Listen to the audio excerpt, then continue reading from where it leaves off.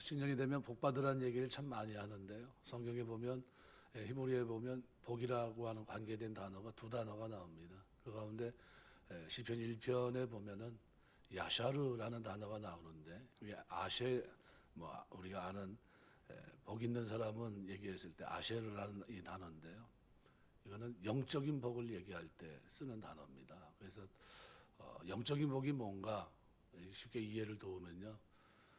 하나님과의 우선적인 관계를 가장 귀하게 보는 걸 얘기합니다. 복 있는 사람은 악인의 길을 쫓지 않고 죄인의 길에 서지 않고 오만한 자의 자리에 앉지 않는다.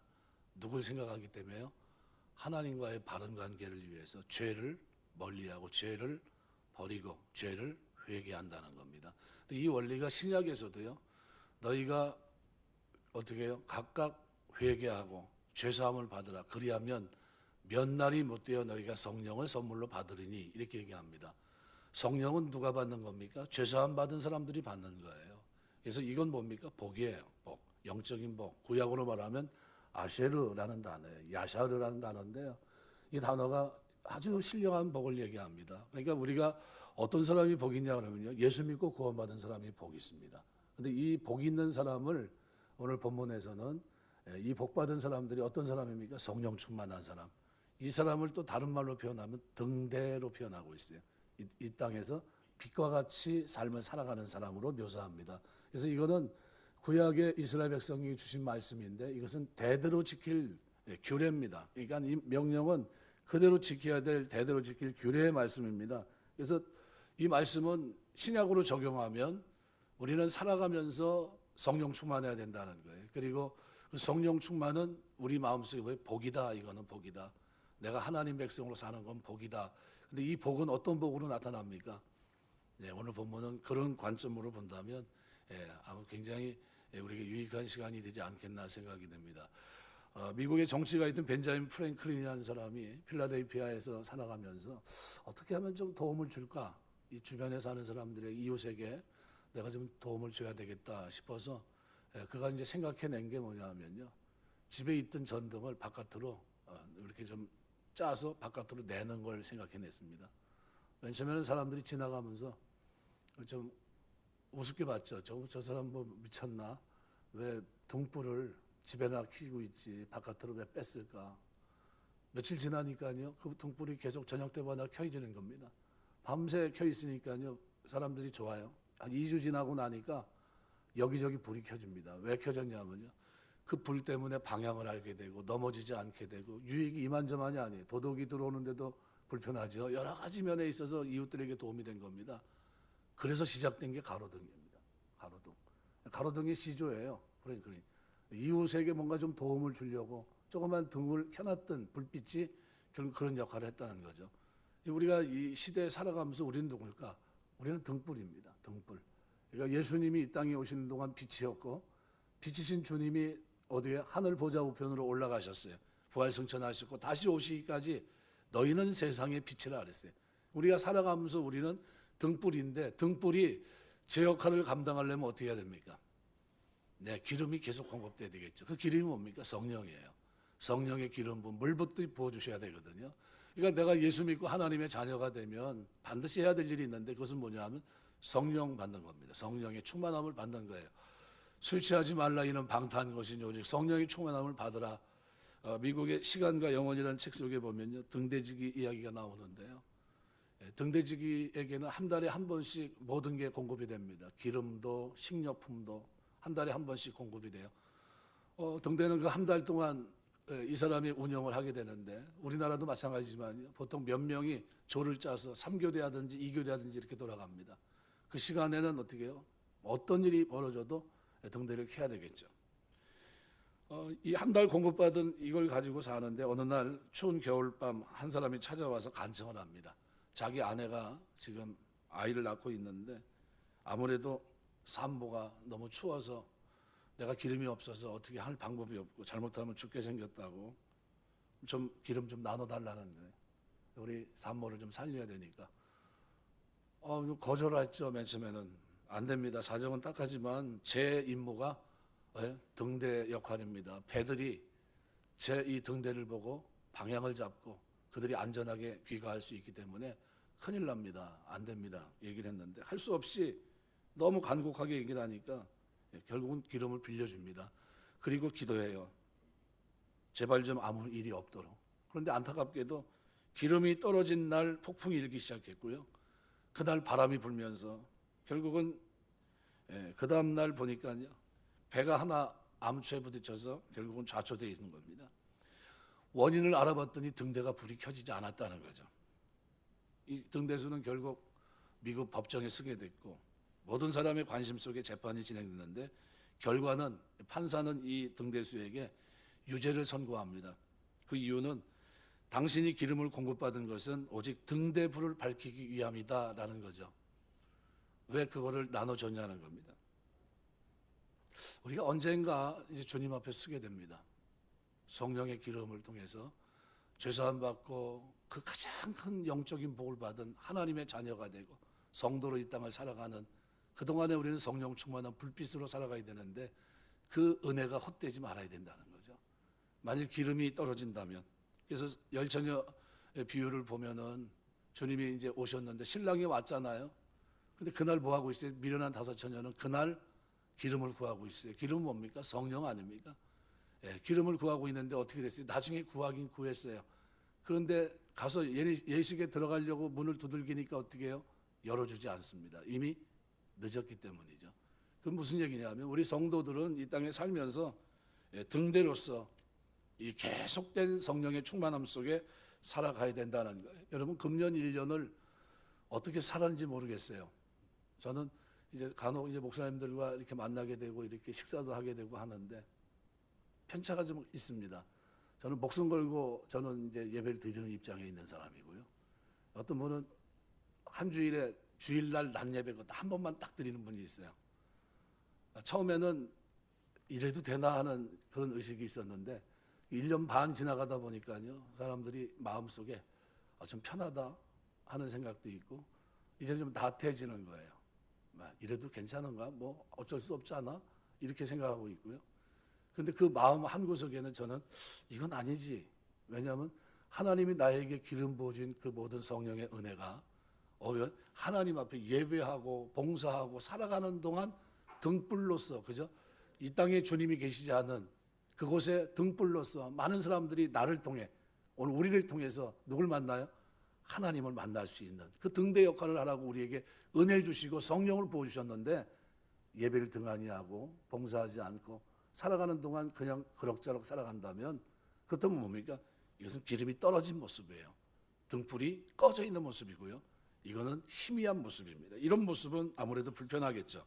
오늘 본문은 그런 의미에 있어서 아주 중요한 말씀을 우리에게 전해주고 있습니다. 성막 안에 등대불을 항상 밝히라.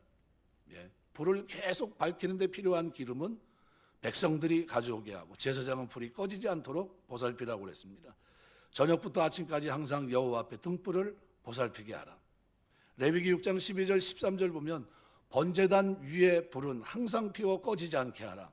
이 말씀을 생각해 본다면 성막 안의 등불은 항상 켜 있어야 됩니다. 마찬가지로 성도는 이 땅에 진리의 말씀을 붙잡고 살아가는 동안 항상 성령 충만해야 돼요. 기름이 끊어지지 않는 여러분 되시길 주의 이름으로 축원합니다. 끊이지 말고 등불을 켜되, 레위기 14장 2절 보면 이스라엘 자손에게 명하여 감람을 찌어낸 순결한 기름을 켜기 위하여 내게로 가져오게 하고 끊이지 말고 등불을 켜되 그랬어요. 제물을 계속적으로 시간적 간격을 두고 바치고 제사장이 계속 성막 안에 봉사할 것을 말씀합니다. 하나님 앞에 드리는 예배 봉사는 그래서 언제요? 계속됩니다. 제사장이 피곤하다고 아프다고 해서 불을 끄면 안 돼요. 백성들이 필요할 때 불을 붙이고 제물이 없으면 끄고 그런 게 아닙니다. 이건 어떻게 해요? 불을 끄지 말란 거예요. 살아가는 동안 등불은 꺼지지 말아야 돼요. 히브리서 10장 25절 보면 모이기를 피하는 어떤 사람들, 그죠? 마지막 때의 모습을 얘기하는데 모이기를 피하는 어떤 사람들의 습관과 같이 하지 말고 오직 권하여 그날이 가까운 것으로 더욱 그리하자. 그날이 어떤 날입니까? 주님 재림하시는 날. 주님이 다시 오실 그때 모이는 것과 주의 재림이 연결되어 있습니다. 주님이 오실 때가 되면 열심히 식어져서 모이기가 어렵다. 성령 충만하지 못한 모습이겠죠. 마지막 시대를 살면서 우리는 무엇보다 하나님 앞에 예배드리는 것에 우선순위를 가져야 돼요. 그래서 시편 1편은 뭐의 관계예요? 어떤 하나님과의 이 관계를 가장 우선적으로 생각해야 된다는 거예요. 왜? 그래서 복 있는 사람은 아슈레라는 단어를 통해서, 야사르라는 단어죠. 원형이 아슈레라는 단어인데, 복 있는 사람은 악인의 길을 쫓지 않고 죄인의 길을 서지 않고 오만한 자의 자리에 앉지 않는다. 어떻게? 다 버린다는 거예요. 제거해버린다는 겁니다. 잘라버린다는 거예요. 그걸 모르는 게 아니에요. 그렇게 살면 얼마든지 좋은데, 그런데 하나님과의 관계에 손상이 있다면, 하나님 앞에 예배하고 기도하고 찬송하고 섬기고 살아가는데 손상이 있다면, 성령 충만한 삶이 무너진다면, 그럼 어떻게 해요? 포기하겠다는 거예요. 그런 자리에 서지 않는다는 거예요. 이것이 죄라면 어떻게 철저하게 제거하죠. 누구 때문에? 하나님과의 관계 때문에. 이걸 복이라고 표현합니다. 복. 이거 우리 삶을 한번 들여다보셔야 돼요. 나는 진짜 복된 사람인가? 여러분 2022년 살아낼 때 여러분 복된 사람 되시길 주의 이름으로 축원합니다. 하나님과의 관계를 제일 우선으로 생각하셔야 돼요. 그리고 그 하나님과의 관계 속에 하나님이 가장 증오하는 게 뭡니까? 죄예요. 이 죄 때문에 아들까지 이 땅에 보내서 죽게 하셨고, 우리의 죄를 속량하셨고, 그 죄를 어떻게 해요? 주님께서는 마지막 둘째 심판을 통해 모든 걸 완성하실 겁니다. 우리에게 영원한 구원을, 믿지 않는 그들에게는 어떻게 해요? 영원한 심판, 불법 심판을 하시게 돼요. 그러니까 이런 것들을 우리가 생각해 본다면, 우리가 복된 사람이 누구냐? 성령 충만해서 주님의 뜻 가운데 이 땅에서 등대 역할을 감당하는 사람 아니겠습니까? 주님이 오실 때가 되면 점점 주일 성수가 어려워질 거예요. 뭡니까? 등불이 꺼져가는 거죠. 등불을 끄지 말라. 지금도 나에게 하시는 하나님의 명령입니다. 오늘 이 시대를 살고 있는 성도들에게 하시는 말씀이에요. 모이기를 피하는 그들과 같이 그렇게 하지 말고 너희는 성령 충만해서 등대 역할을 하라는 겁니다. 시대가 바뀌고 주님이 오실 그때가 되면 사람들이 어떻게 해요? 등불을 끄게 될 거라는 거예요. 등불을 끄게 된다. 하나님 앞에 예배를 중요시 생각하지 않는다는 게, 기도하는 걸 그렇게 중요시 생각하지 않는다는 거예요. 이것을 영원한 규례라고 말씀합니다. 성막 안의 등불은 끄지 말라는 이 말씀이 오늘 우리에게 주는 교훈이 뭘까? 이걸 생각하면서 저는 성구 영신 예배를 드리려고 했습니다. 사실은 시편 1편과 이 말씀을 가지고요, 저울질을 많이 했어요. 이거를 이때 해야 할까, 이걸 이쪽에 해야 할까. 저울질을 한참 하다가, 그래 이걸 이쪽에 하고, 이거는 새 예배 드릴 때 새 첫 시간 누가 복 있냐, 그걸 가지고 한번 다뤄보자 해가지고 그렇게 했습니다. 그래서 내일 모레 이제 드리게 될 예배는 시편 1편입니다. 시편 1편이 설교를 안 한 게 아닙니다. 제가 시편 1편 굉장히 좋아하거든요. 그런데도 그 말씀을 진짜 제대로 우리가 그 도대체 무슨 의미인가라는 걸 한번 생각하면서 은혜를 나누려고 합니다. 오늘 본문의 이 말씀을 통해서 저는 세 가지, 첫 번째는 예배, 그 다음에 봉사, 그 다음에 삶, 이 세 가지를 잠깐 생각하면서 은혜를 나누려고 합니다. 등불을 왜 켜야 됩니까? 성막 안이 어두워요. 제사 활동을 해야 되는데 제사장들이요, 컴컴하면 아무것도 안 됩니다. 하나님께 제사를 드리지 못하면 하나님과의 관계가 단절이 됩니다. 그럼 무슨 관계입니까? 죄 문제를 해결할 방법이 없는 겁니다. 그러면 구원이 없어요. 우리의 평안이 없고요. 성막은 4겹의 덮개로 덮여있기 때문에 낮에도 빛이 없습니다. 빛이 없으면 일을 할 수가 없고요. 구약의 성도들은 그래서 동물 또는 식물, 곡물을 가져다가 하나님 앞에 바치면서 죄를 속량받고, 때로는 재난에서 피하기도 하고, 또 하나님의 축복을 받는 통로가 됐습니다. 5대 제사를 통해서. 그러나 신약에 와서 이것은 성전 중심의 제사에서 회당 중심의 예배로 바뀌어드립니다. 우리가 지금 드리는 예배, 회당 중심의 예배로 바뀐 거예요. 그래서 우리가 이 하나님 앞에 예배를 드립니다. 그래서 이 등대는요, 쉽게 말하면 한 3가지 정도를 상징적으로 얘기합니다. 성경에서. 첫 번째는 예수 그리스도를 예표합니다. 요한복음 8장 12절 보면 이렇게 표현합니다. 나는 세상의 빛이니, 나는 세상의 빛이니 나를 따르는 자는 어둠에 다니지 않고 생명의 빛을 얻으리라. 예수님을 예표합니다. 누가복음 2장 32절 보면 이방을 비추는 빛이요 주의 백성 이스라엘의 영광이니라. 예수 그리스도를 말합니다. 이사야 60장 1절에서 3절 보면 이스라엘의 빛, 일어나 빛을 발하라. 이는 내 빛이 이르렀고 여호와의 영광이 내게 임하였습니다. 보라, 어둠이 땅을 덮을 것이요 캄캄함이 만민을 가리우리라. 오직 여호와께서 내 위에 임하실 것이며 그의 영광이 내 위에 나타나리니 나라들은 내 빛으로, 왕들은 비치는 내 광명으로 나오리라. 누굴 말합니까? 예수 그리스도를 얘기해요. 요한계시록 21장 23절도 보면 그 성은 해나 달의 비침이 쓸데없으니 이는 하나님의 영광이 비치고 어린 양이 그 등불이 되심이라. 누굽니까? 그리스도예요. 그래서 등대는 누구를 상징합니까? 일곱 금초대 쥐고 계시는 그리스도를 얘기해요. 예수 그리스도. 또 등대는 두 번째로 교회를 예표합니다. 요한계시록 1장 20절 보면 내가 본 것은 내 오른쪽에 일곱 별의 비밀과 또 일곱 금초대라. 일곱 별은 일곱 교회의 사자요 일곱 촛대는 일곱 교회니라. 사도 요한은 일곱 촛대를 보았는데 이 촛대는 교회라고 말씀합니다. 예배소 교회가 사랑의 빛이 꺼져버렸기 때문에 주님께 요한계시록 2장에 보니까 책망받아요. 4장 5절에 2장 4절 5절 말씀 보니까 이 교회는 그리스도의 사랑으로 충만해야 됩니다. 처음행위를 가져야 돼요. 봉사를 하되 사랑에 근거해서 해야 되고요. 권면 책망도 사랑에 근거합니다. 사랑은 허다한 죄를 덮어요. 사랑이 없으니까 방언도 예언도 산을 옮기는 기적 능력 구제하는 것도 사랑이 없으면 아무 소용이 없다 그랬어요. 빛이 없으면 등대는 무슨 의미가 있습니까? 그럼 자리만 차지하는 겁니다. 왜요? 빛을 비추지 못하니까. 그래서 주님은 만일 너희가 회개치 않으면 어떻게 이 촛대를 옮겨가겠다고 얘기하신 거예요. 왜? 제 역할을 감당하지 못하니까. 등대가 등대 역할을 해야 되고 사랑의 빛이 나타나야 되는데 그 빛이 안 나타나니까. 그래서 교회를 예표합니다. 교회가 사랑이 충만한 교회가 돼야 돼요. 금년에 뭐 어떻게 됐든 우리 교회는 그래서 사랑이 충만한 교회입니다. 내년 한 해 더 큰 사랑 가운데 거하는 저와 여러분 되시길 주의 이름으로 축원합니다. 두 번째로 오늘 세 번째 보면 하나님 말씀을 또 예표합니다.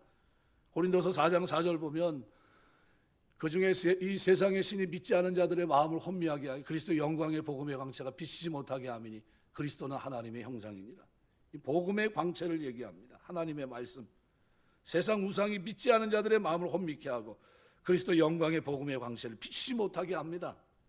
시편 119편 105절은 이렇게 표현해요. 주의 말씀은 내 발의 등이요 내 길의 빛이니이다. 하나님의 말씀이 내게 뭐예요? 내 발의 등 그리고 내 길의 빛이라는 거예요. 그러니까 등대는요 그리스도를 상징하고 교회를 상징하고 하나님의 말씀을 상징합니다. 등대 모양은 살구꽃으로 하라고 그랬습니다. 살구꽃은 히브리어로 깨우는 자, 지키는 자 의미가 있는데 등대 빛이 어떤 빛인지 그 성격을 규명해 줍니다. 깊은 죄악의 잠을 자는 세상을 깨우고 각성시키는 빛이 등대 빛이에요. 살구꽃 빛. 그러니까 이사야 선지자는 이것을 파수꾼의 사명이라고 표현합니다. 등대는 하나의 줄기에 여섯 가지가 뻗어나와 있는데 한 군데 기름을 부으면 다 빛이 비칩니다. 빛이 바라게 돼 있어요. 왜? 연결되어 있기 때문에. 원줄기로부터 가지까지 연결됩니다. 이거 뭘 얘기합니까? 나는 포도나무여 너희는 가지니 원줄기로부터 어떻게 해요? 성령이 충만한 기름이 부어지면 그때서부터 어떻게 해요? 우리는 그리스도 안에 등대입니다. 이 땅에 주님이 계시지 않지만 우리는 성령 안에서 등대 역할을 합니다. 그래서 히브리서 10장 5절 보면 세상에 임하실 때 가라사대 하나님이 제사 예물을 원치 아니하시고 오직 나를 위해 한 몸을 예비하셨도다. 우리가 그리스도의 보혈의 공로로 이제 하나님께 예배드리게 됐는데 구약의 제사는 오늘날의 예배입니다. 그런데 이 표현 방식 순서 굉장히 다르겠죠. 그러나 중심은 똑같아요. 뭡니까? 제물입니다. 제물. 그러니까 예배는 보는 게 아니라 드리는 겁니다. 하나님 앞에. 그래서 예배는 하나님의 요청이고 하나님이 주신 은사이고요. 동시에 예배는 하나님의 축복입니다. 예배는 하나님의 사랑과 은혜에 감격해서 그것에 응답하는 행위입니다. 이것은 표현이에요. 경건하고 엄숙하고 동시에 기쁨과 감격이 있는 행위, 이것이 예배예요.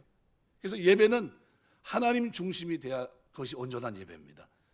사람들의 감정을 자극하는 예배가 돼서는 안 됩니다. 아모스 4장 4절 5절 보시면 이렇게 얘기합니다. 너희는 베델에 가서 범죄하며 길갈에 가서 죄를 더하며 아침마다 너희 희생을 3일마다 너희 11조를 드리며 누룩 넣은 것을 불살라 수은제를 드리며 낙헌제를 소리내어 선포하려무나 이스라엘 자손들아 이것이 너희가 기뻐하는 바 아니다. 주 여호와의 말씀이니라.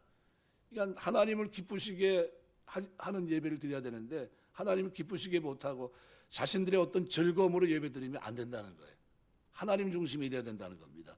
기분이 좋을 때, 무엇인가 잘 될 때, 성공할 때, 시간이 있을 때, 울적할 때, 마음이 아플 때 또는 내가 기쁨을 얻기 위해 예배 드리냐, 이게 중점이 아니라는 거예요. 예배는 물론 하나님 앞에 바른 예배를 드리면 하나님이 주시는 은혜를 따라 은혜를 받아 기쁨도 넘치지만 내가 예배의 대상이 되어 내 마음대로 예배를 주물러 그러면 안 된다는 거예요. 예배는 누굽니까? 받을 대상은 오직 하나님이십니다. 그래서 사도 바울은 신령과 진정을 드리는 영적 예배를 얘기합니다. 영적 예배. 자꾸 이 로마서 12장 말씀을 자꾸 얘기하게 되는데요. 프리마티코스라는 영적이라는 단어가 분명히 있는데 로기코스라는 단어를 씁니다. 로고스에서 파생된 이 단어는 이성적이다라는 표현입니다. 이성적이다. 그러니까 이성을 사용해서 우리의 뜻과 의지를 하나님께 드릴 때 우리의 삶이 영적 예배가 될 수 있다는 거예요. 그러니까 그 예배자를 통해서 하나님의 비전이 우리를 통해 이루어지는 겁니다. 그러니까 신령과 진정을 드리는 영적 예배예요. 너희 몸을 하나님이 기뻐하시는 거룩한 산제사로 드리라. 이는 너희에 드릴 영적 예배다. 거룩한 산제사, 살아있는 제사, 움직이는 제사, 성도의 생활이 제사이고 예배라는 그런 말씀입니다. 우리가 이 땅에 살아가는 동안 뭐가 복이 있다고요? 죄사함 받은 게 복이고 죄사함 받은 은혜 가운데 성령 충만한 게 복이에요. 이런 사람들에게 나타난 가장 두드러진 특징이 뭡니까? 하나님 중심의 예배가 있고 하나님을 제우선으로 섬기는 삶이 있다는 거예요. 금년에 어떻게 사셨는지 모르겠지만요, 내년 한 해 살 때 하나님 중심으로 사시길 주의 이름으로 축원합니다. 이거 뭐 하나님을 어떻게 하면 기쁘시게 할까? 이 마음이 있어야 돼요. 주께서 베푸시는 내를 내가 무엇으로 보답할까? 그걸 제일 먼저 하는 게 거룩입니다. 하나님 거룩하니까 나도 거룩해야 되겠다. 하나님 기뻐하는 그런 사람이 돼야 되겠다는 거죠. 두 번째로 봉사입니다. 이스라엘 자손에게 명하여 감람으로 찌어낸 순결한 기름을 등불 위에 가져오고 제사장은 등불이 꺼지지 않도록 보살피라 그랬어요. 백성들의 봉사와 제사장들의 봉사를 말씀하고 있는데요. 이 올리브 기름, 이 감람유는 세 가지가 있습니다. 보통 올리브 기름, 순수한 기름, 순결한 기름. 이 가운데 제일 좋은 게 순결한 기름인데요. 가장 좋은 기름, 이것은 냄새가 없어요. 감람나무 열매 처음 푸르고 그때 푸른 감람나무를 통해서 얻은 기름입니다. 나중에는 자주색, 검정색으로 변합니다. 가장 좋은 기름은 순결한 기름이에요. 그러니까 우리가 하나님께 우리 능력으로, 그죠? 시간, 재물을 들여 봉사할 때 떨어진 이삭 드리지 말라는 거예요. 떨어진 이삭. 떨어진 이삭이 뭡니까? 나 하고 싶은 거 다 하고, 쉴 거 다 하고, 놀 거 다 놀고, 할 거 다 하고, 시간이 어쩌다 시간이 이제 난 거예요. 그래서 한번 예배 드려야 되겠다. 그러지 말라는 거예요. 삶의 우선순위를 가지고 먼저 하나님 앞에 시간도 물질도 모든 게 초점이 누굽니까? 하나님과예요. 첫 열매 드리는 사람이 교회예요. 시간의 첫 열매가 뭡니까? 새벽기도. 새벽기도 못 나와도요, 시간의 첫 열매 하나님께 아침마다 드리게 되시길 주의 이름으로 축원합니다. 집에서도 드리세요. 영상으로도 할 수 있잖아요. 얼마나 좋지 않습니까? 요즘은 할빈도 아침에 일어나면요, 누워서 하나님 앞에 먼저 하나님 앞에 예배드리고 기도하고 그랬어요. 우리도 그렇게 할 수 있잖아요. 왜 못합니까? 우선순위가 바르게 정해서 하나님, 나 하나님 사람이다, 하나님 백성이다, 주께 피로 값주고 산 하나님의 자녀다, 이 정체성이 있어야 돼요. 그래야 누구 뜻대로 삽니까? 하나님의 뜻대로, 내 인생이 아니라 하나님이 원하는 인생을 사는 겁니다. 그래서 첫 열매를 드려요. 가장 좋은 것, 순결하고 최선의 것을 드려야 됩니다. 순결한 기름은 흰 색깔이에요. 흰 색깔. 그러니까 우리가 하나님 앞에 드려야 될 게 뭡니까? 하나님 받고 싶은 게 바로 이겁니다. 그러니까 우리의 봉사, 여기에 뭐예요? 등불을 끄지 말아라. 등불을 계속 켜기 위해서는 기름을 갖다 줘야 됩니다. 제사장들이 일을 하려면 기름을 갖다 줘야 돼요. 이거를 우리가 뭐라고 표현합니까? 성도의 봉사. 그러니까 봉사는 수고하면서 부담을 느끼지 말아야 돼요. 주는 거로 끝나는 겁니다. 봉사하는 것으로 만족하고 기뻐합니다. 봉사하고 거기에 준하는 대우를 받으려고 하니까 뭐가 생겨요? 불평이 생기는 거예요. 이거 왜 나를 알아주지 않지? 이렇게 됩니다. 봉사하고 높아지려고 하니까 시험이 생기고요. 우리 주님은 이 땅에 성육신하신 것도 어마어마한 은혜인데, 인자가 온 것은 성경을 받으려 함이 아니라 도리어 섬기려 하고 나의 목숨을 많은 사람의 대속물로 주려 함이니라. 자기 목숨을 섬기려고 대속물로 주려고 이 땅에 오십니다. 우리를 위해 목숨까지 주시면서 우리 주님은 봉사하셨어요. 봉사. 어떤 가운데? 성령 충만한 가운데. 우리는 주님을 위해, 주님의 몸된 교회를 위해서 무엇으로 보답합니까? 성령 충만한 가운데 종이 마땅히 해야 될 일을 했습니다 라는 자세를 가지고 섬겨야 돼요. 내 기분, 내 감정대로 봉사했다가 기분 좋으면 하고 기분 나쁘면 말, 이게 아니고 눈치 보면서 이렇게 저 사람이 나를 어떻게, 그러지 마시고 등불이 그러면 어떻게 희미해지는 거예요. 그러지 말라는 거예요. 등불의 불이 꺼지지 말아야 돼요. 등불을 끄지 말라는 말씀, 봉사하는 걸 쉬지 말라는 거예요. 팬데믹 상황이라 잠깐 쉬었는데, 우리가 살아가면서 하나님 여러분에게 주신 달란트 땅에 묻어놓지 않게 되시길 주의 이름으로 축원합니다. 목숨 걸고 가는 겁니다. 계속 봉사하는 거예요. 내가 교회 봉사하게 된 것, 그것 자체가 나의 기쁨이고 존재의 목적이고 삶의 의미라고 생각하면 불평이 없어집니다. 하나님이 나를 구원한 것도 감사한데 죄사함 받은 거, 이 복된 자리, 그죠? 구약으로 말하면 아실의 이 복이, 신약이 어떻게 해요? 죄사함 받고 성령의 충만함을 받는 이 복, 영적인 복을 받은 신령한 복을 참여한 이 사람이 된 게 엄청난 은혜인데, 그런데 나에게 뭘 주셔요? 직분까지 주시고 이제는 성령 충만한 건데 등불로서 이 땅에서 어떻게 해요? 그리스도를, 하나님의 복음을 밝히는 도구로 살게 됐으니까 얼마나 감사합니까? 이런 가운데 봉사는요, 그래서 최고의 최고. 하나님만 아시면 됩니다. 제가 이제 전도사 처음 나갔을 때 제일 어려운 교회 나갔어요.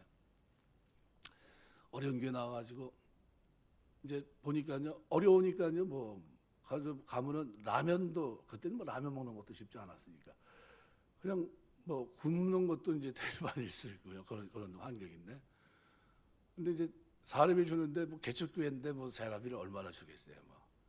근데 제 생각에는 저거 다 받을 게 아니다, 저거 내가 받아야 몇 푼 되지도 않는데 차라리 내가 하나님 앞에 드리면 하나님이 나중에 갚을 거다.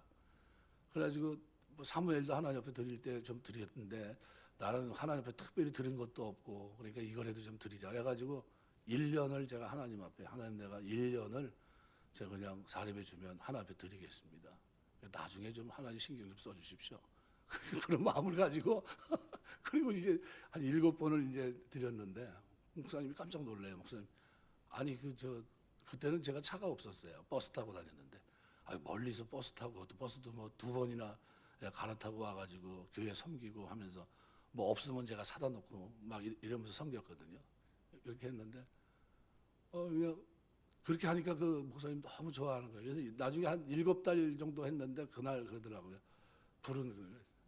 일로 와보라고. 갔더니 그날 사모님이 라면을 끓여주시더라고요. 뭐 좋은 일이 있나? 라면 먹으면 좋은 날이니까. 라면을 먹고 있는데 그렇게 얘기하시더라고. 송전사 이제 그만해. 그러더라고요. 뭘요? 그랬더니 이제 하나님 다 받았다고 생각해.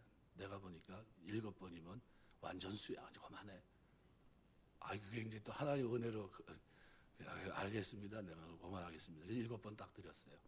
그리고 이제 말았는데요.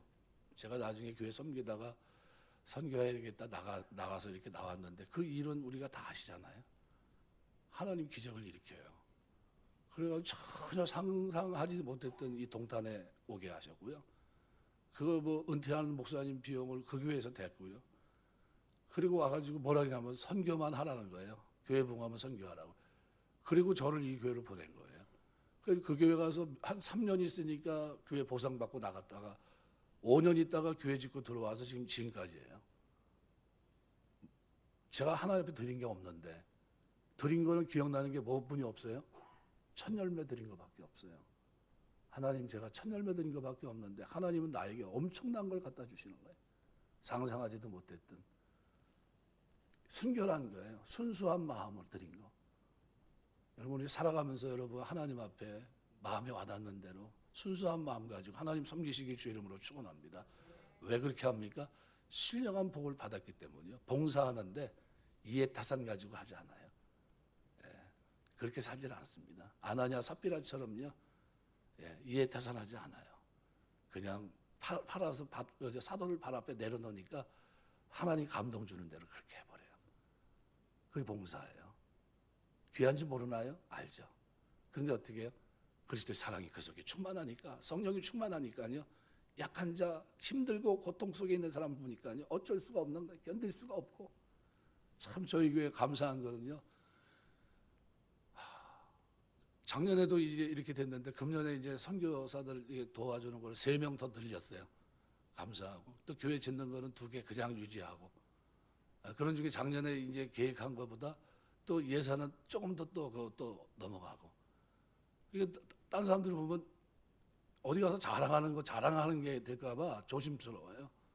근데 할 거 다 하고, 우리 마음대로, 우리 생각대로 하나님이 이렇게 주셔야 됩니다. 이거 우리 합니다. 했는데 사실 예배도 예배답게 우리가 지금 한참 때는요. 이거 뭐 뒤에 보시면 아셨지만 그때 의자 놓고 예배 드렸지 않았습니까? 그때 팬데믹 상황이 오기 전에는. 그래가지고 이거 교회 저쪽에 땅을 사야 되냐 말아야 되냐 막 그래서 옆에 상가에도 하나 사가지고 교회 그쪽으로 옮겨야 되고 뭐 한참 그러고 있었어요. 근데 이런 상황이 올 줄 알았나요? 그런데 지금 지나가고 가만히 보면 하나님 은혜예요. 그 계약하는 것도 하나님 은혜고 그때 조금 늦추고 좀 더 생각해보자 했던 것도 하나님의 은혜고. 네, 그렇습니다. 여러분 봉사할 때요 순수하게 하시길 주의 이름으로 축원합니다.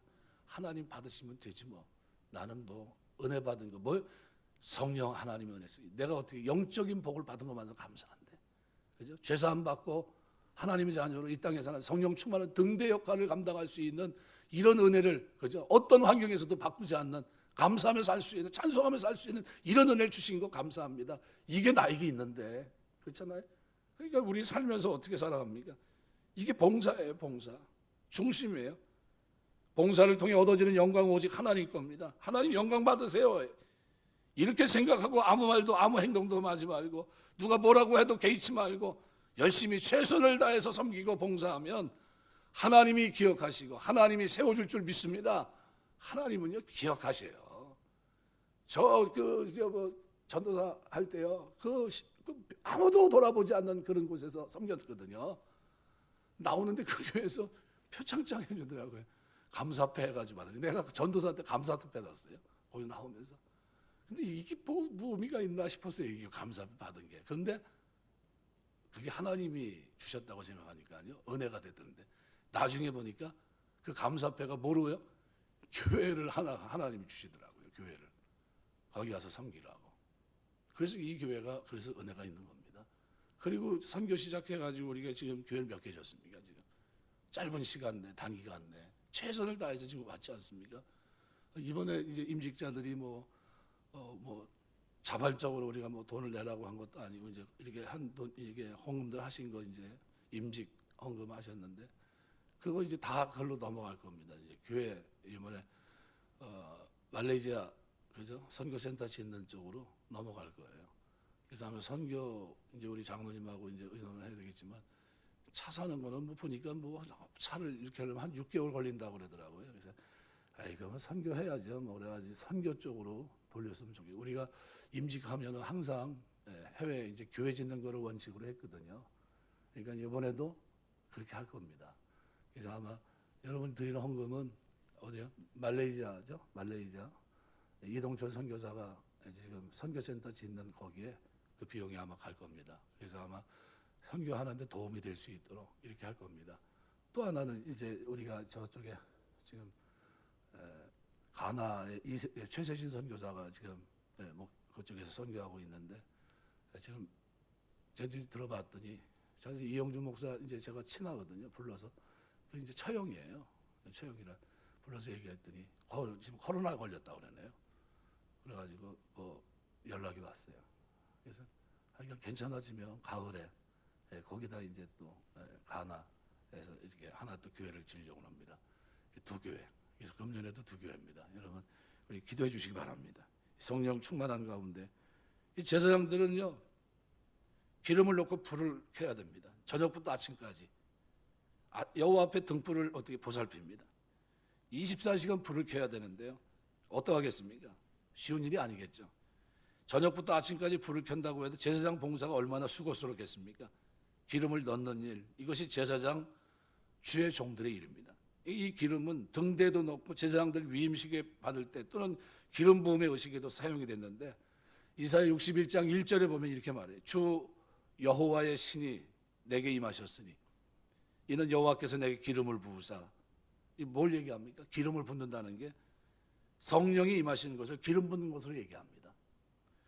베드로는 사도행전 10장 38절에서 하나님이 나사렛 예수에게 성령과 능력을 기름 붓듯 하셨다 그랬어요. 기름 붓듯 하셨다. 그러니까 제사장, 주의 교회 봉사자, 주의 일꾼은 필연적으로 어떻게 해요? 성령 충만해야 됩니다. 성령 없이 주의 일하면요 뭐를 킬 수 없어요? 불을 킬 수가 없습니다. 그래서 미국 사람들 욕 가운데 가장 듣기 싫은 욕이 뭡니까? 성령 받지 못하고 목회해라 이런 겁니다. 그러니까 성령 도우심 없이 주의 교회를 섬기는 게 얼마나 힘들겠습니까? 제일 힘든 게 뭡니까? 인간관계예요. 제가 이제 가게에 이렇게 가서 옷가게 같은 데 이제 가게 되면요.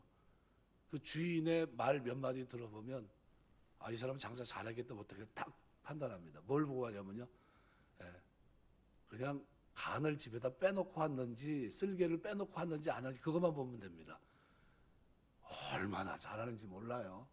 세상에 저런 사람도 있구나 싶을 정도로 이렇게 합니다. 이런 사람들은 반드시 물건을 팔아요. 그런데 오든지 말든지 관심 없는 사람들, 살려면 사고 말려면 말어, 이런 사람들은요 별로 이렇게 많은 실적을 오르지 못합니다. 그런데 척 대해 보면 이 사람이 노련한 사람이구나, 이거 금방 알아요. 음식점에 가도 마찬가지입니다. 똑같아요. 하나님의 사람들은요 성령 충만해야 됩니다. 성령 받지 못하면요 힘들어요. 이게 영적인 복입니다. 제사장들이 기름을 갖다 부어야 됩니다. 이것이 제사장의 일이고 사명이에요. 그러니까 뭐냐면 성도들이 이 땅에 사는 동안 등불의 역할을 감당할 수 있도록 계속 어떻게 해요? 보살피는 거예요. 보살피는 거예요. 깨우는 겁니다. 잠자지 못하도록, 깨어나도록, 하나님 백성으로 살도록. 그 역할을 누가 합니까? 바로 목사들이 하는 겁니다. 목사들. 그리고 그 역할을 누가 합니까? 성도들이 하는 거예요. 성도들이. 출애굽기 이 말씀에 보면 이 기름은 성령을 말하는데, 성령의 역사는요, 이 성령의 역사가 없이는 교회가 빛을 비추지 못합니다. 내 자신이 성령의 능력이 없이는 빛을 비출 수가 없어요. 능력을 행할 수가 없고.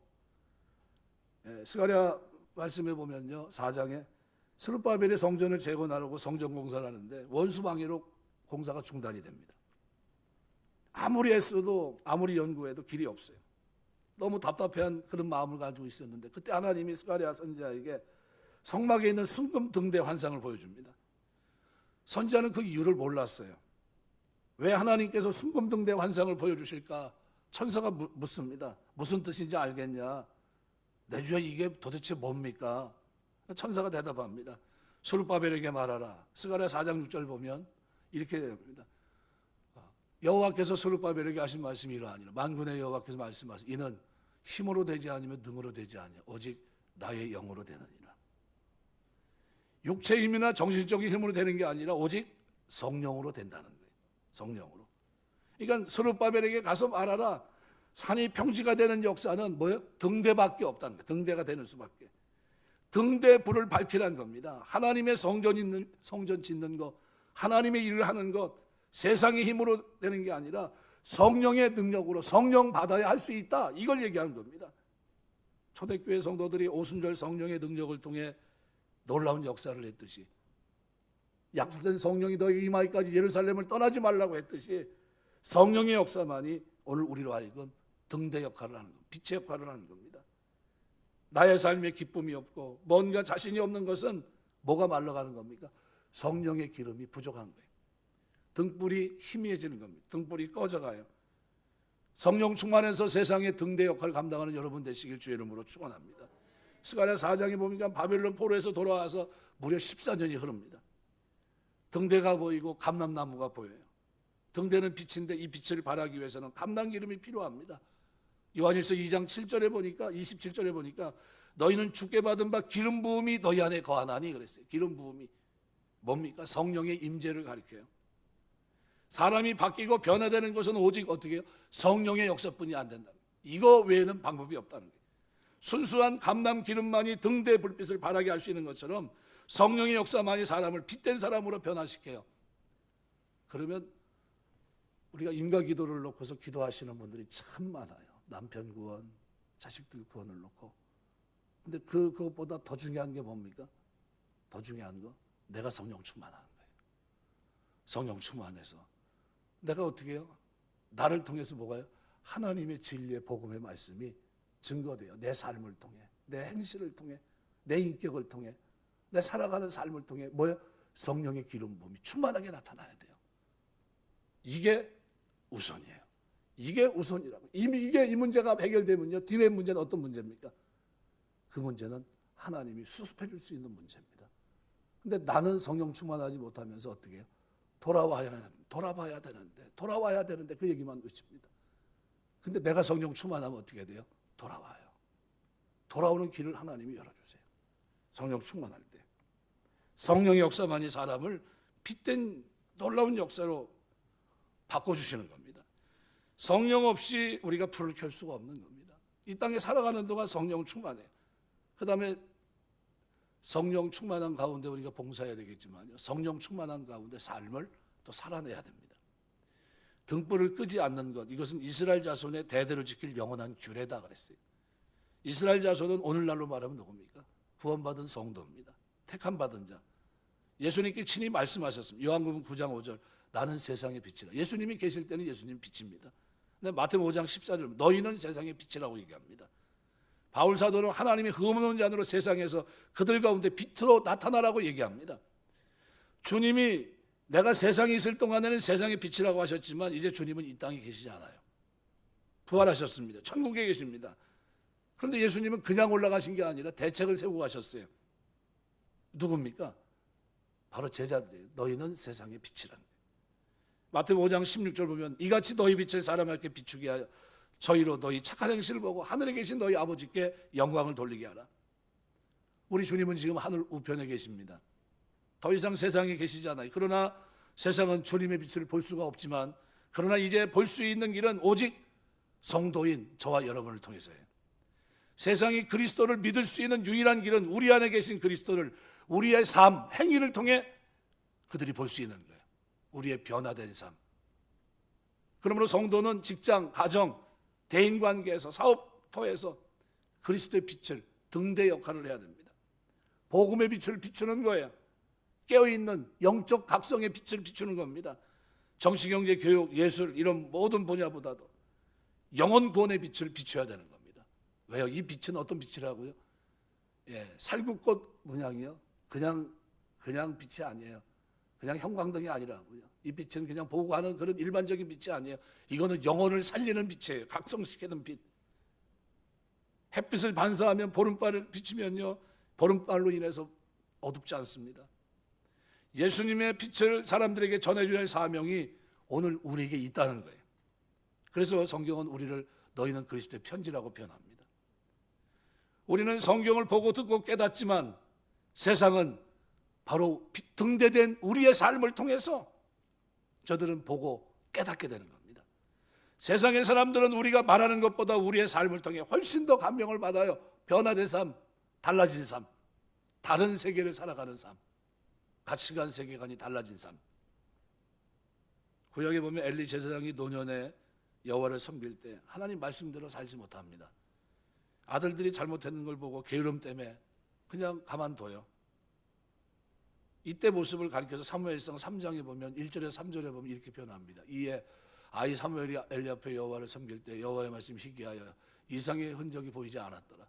엘리 눈이 점점 어두워가서 잘 보지 못하는 그때 그가 자기 처소에 누웠고 하나님의 등불은 아직 꺼지지 아니하였으며 사무엘은 하나님의 궤에 있는 여호와의 전안에 누웠더니, 누굴 얘기합니까?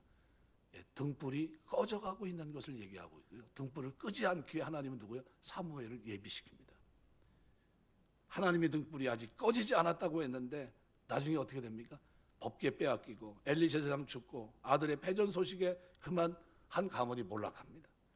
근데 이스라엘에게서 하나님의 영광이 떠납니다. 사무엘상 4장 19절. 하나님의 영광이 떠났다는 건 뭐예요? 등불이 꺼졌다는 거죠. 등불이 꺼지면 하나님의 영광이 떠난 것이고, 이것은 뭐예요? 패전과 슬픔밖에 없습니다. 이 같은 뜻에서 바울은 이 모습을 데살로니가서 5장 19절에서 성령을 소멸치 말라 얘기합니다. 무슨 얘기입니까? 등불을 끄지 말라는 거예요. 성령의 등불을 끄지 말라는 거예요. 성도에게 너희는 살아가면서 이 불, 어떤 불이요?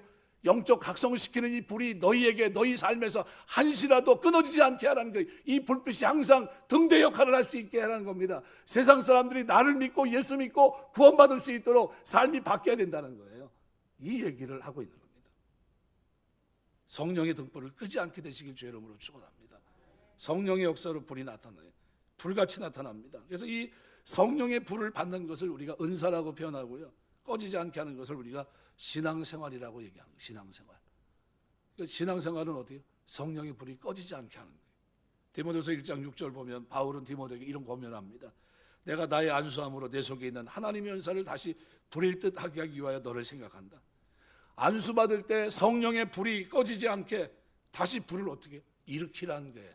그 불이 어떻게 잠잠해지지 않도록 그 불이 희미해지지 않도록 그 등불이 찬란하게 비칠 수 있도록 제 역할을 하는 불빛이 될 수 있도록 너는 그 불빛을 어떻게 일으키라는 게 불일 것이라는 말은 열심이에요. 열심. 로마 12장 11절 부지런하게 게으르지 말고 열심을 품고 주를 섬기라. 하나님 안에서 엔디주어즘이라는 단어인데 하나님 안에서라는 뜻이에요. 열심. 그러니까 우리가 마음의 재단에 불이 계속 붙어야 돼요. 여러분 금년 2022년도 살아갈 때 마음의 불에 이 마음의 성령의 불로 진짜 뜨겁게 되시길 주의 이름으로 축원합니다. 낙심하고 엠마오로 가는 두 제자에게 주님이 찾아오셔서 부활하신 주님이 말씀을 풀어주십니다. 저들이 서로 얘기를 해요. 우리에게 성령을 풀어줄 때 우리 속에 마음이 뜨겁지 않느냐? 이 말은 뭐예요? 우리 마음에 불이 일어나지 않았느냐? 식어가던 등불이 어떻게 다시 불빛이 제대로 불꽃이 타오르는 거예요. D.L. 부디에게 어떻게 해야 됩니까? 우리가 모임을 얘기할 때 그때 D.L. 부디가 유명한 얘기를 합니다. 모닥불 하나가 괜찮습니까? 모닥불 하나는 조그만 불빛에 불과합니다. 10개가 되면 어떨까요? 불빛이 더 커지겠죠. 20개는 어떨까요? 예, 점점 더 커지죠. 그럼 하나님은 불빛이 얼만큼 커지길 원할까요? 예, 50개가 모이고 100개가 모이고 더 큰 불빛이 되길 원합니다. 이 땅에 하나님 우리를 너희는 산 위에 있는 동네에 비치는 들빛으로 빛으로 우리를 이 땅에 두신 겁니다. 그러니까 우리는 이 땅에 살면서요 등대 마음에 불이 붙어 있어야 됩니다. 마음에 불이 붙어야 괜찮은데 꺼진 불은 어때요?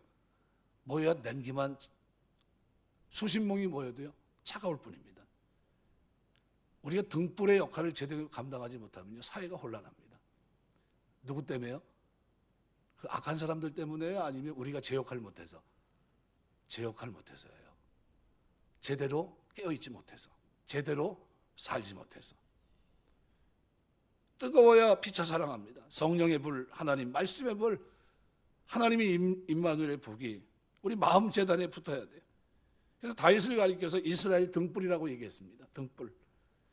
백성들은 다윗이 죽을까 봐 걱정했습니다. 죽으면 불이 꺼지기 때문에. 여러분 우리는 이 시대에 누굽니까? 등불이에요. 등불. 그리스도 안에 여러분은 등불이에요. 내 불이 꺼지면 소망이 없는 겁니다. 여러분의 불이 꺼지면 가정에 소망이 없는 거예요. 예수 믿지 않는 남편이 있고 자녀가 있는데 여러분의 불빛이 꺼지면 소망이 없는 거예요. 그러면 여러분이 어떻게 해요? 하나님 앞에 몸부림치고 어떻게 해요? 영적 복을 받아야 돼요. 어떻게 해요? 죄사함의 문제, 하나님과의 우선적인 관계를 바르게 정립시켜야 돼요. 하나님 우선으로 살아야 된다는 겁니다.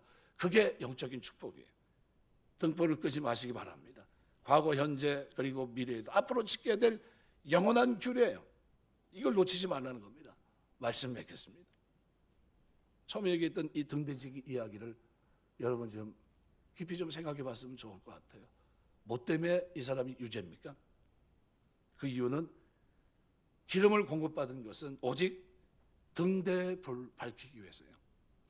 하나님이 우리에게 성령을 주신 것은 오직 영적인 각성, 죄인들이 회개하고 돌아오는 그 일을 위해서 우리는 이 시대에 깨어있는 양심, 깨어있는 영성이 있는 사람으로 이 시대를 살라고 주셨던 그 은혜가 식어졌기 때문에 이 사회가 이렇게 혼란한 거예요.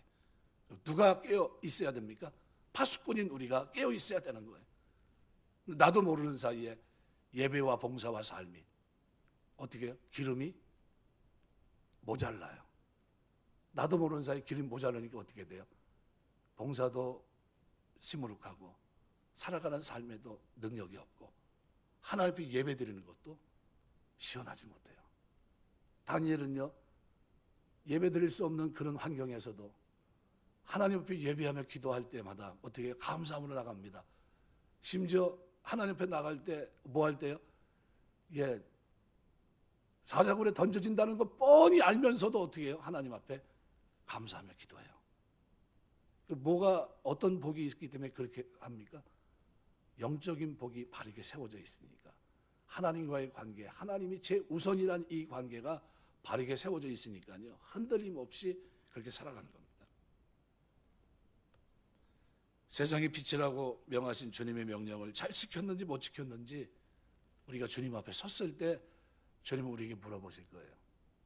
내가 너에게 성령을 줬고 너는 그 성령으로 영적 각성의 빛을 세상에 비치며 진리의 말씀을 수호하고 그 말씀을 전하며 그리스도의 복음의 도구가 됐어야 되는데 너는 왜 그렇게 살았느냐? 내 빛은 어디 있느냐? 내 빛은 왜 꺼졌느냐라고 물어본다면 그때 무슨 대답을 할 수 있겠습니까?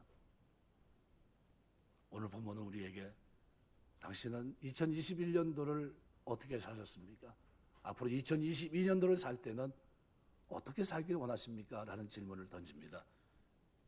기도하면서 나로 하여금 어두운 세상을 비치는 등대, 영적 학성의 빛을 비치는 등대 역할을 감당할 수 있도록 성령의 불을 환히 밝혀 죄악의 어두운 세상에서 방황하는 불쌍한 영혼들을 주께로 인도하는 등불이 될 수 있도록 나에게 성령의 기름 부음을 부어주옵소서. 이것이 저와 여러분의 소원이 됐으면 좋겠습니다.